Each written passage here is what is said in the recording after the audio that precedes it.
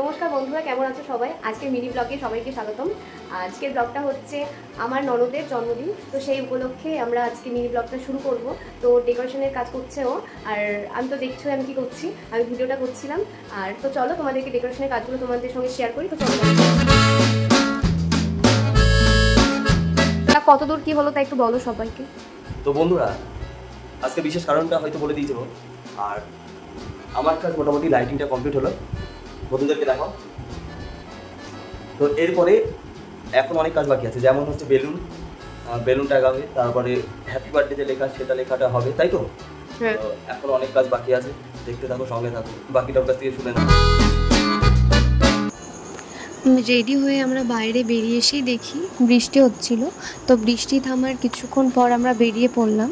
তো দোকানে এসে দেখি দাদার দোকান বন্ধ।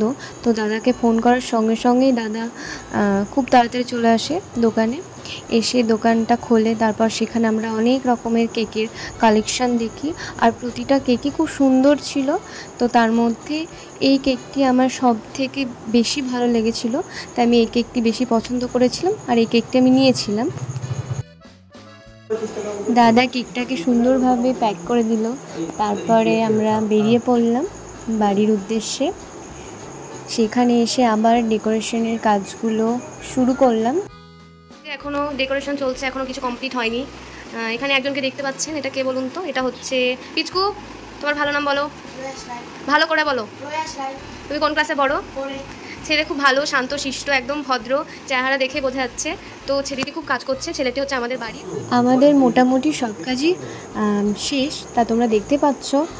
আর খুব সুন্দরভাবে লাইটিংগুলো ফিট করা হয়েছিল, তবে বেলুনগুলো এখনও ফোলানো হয়েছিল না। সেগুলো আমি আর পিচকু দুইজনে মিলে বেলুনগুলো ফোলাচ্ছিলাম। তো দেখো, তারপরে সমস্ত কাজটা কমপ্লিট করার পরে কত সুন্দর লাগছে জায়গাটা।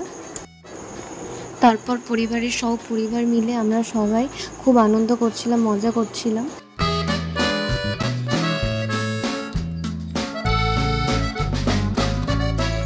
তারপর কেক কাটার পর্ব শুরু হয়ে গেল, সবাইকে কেক খাওয়ানো হলো। আর আমরা যে চকলেটসগুলোকে গিফট করেছিলাম সেগুলো আমরা সবাই মিলে নিয়ে নিয়েছিলাম, ওকে দিইনি অবশ্য। আর লাস্টে আমরা ফ্যামিলি ফটো তুলে আজকে ব্লগটি শেষ করলাম।